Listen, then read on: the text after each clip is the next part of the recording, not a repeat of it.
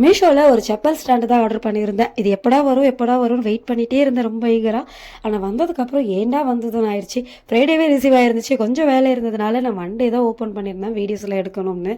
எடுத்ததுக்கப்புறம் தான் பார்த்தா அதோட குவாலிட்டி கொஞ்சம் டல்லாக இருந்துச்சு.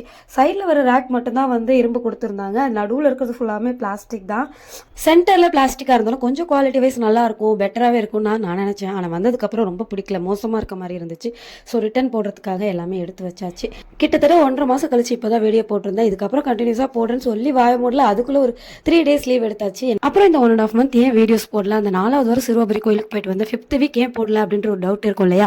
நான் ஏன் போடல அப்படின்னா, எனக்கு சிவியராக ஒரு ஹெல்த் இஷ்யூஸ் வந்துருச்சு. வீசிங் அதிகமாகிடுச்சு. ரொம்பவே வந்து மூச்சு விட முடியாத அளவுக்கு ஆகிப்போச்சு. ஸோ ஐசியூவில் தான் அட்மிட் ஆயிருந்தேன். பொங்கல்லாம் எனக்கு செலிப்ரேட்டே பண்ணல. தம்பிக்குமே அன்றைக்கி பர்த்டே, அன்றைக்கி அந்த பர்த்டேவுமே செலிப்ரேட் பண்ணல. அந்த அளவுக்கு ரொம்ப உடம்பெல்லாம் வீக் ஆயிடுச்சு. ஒரு பெரிய அடினே சொல்லலாம்.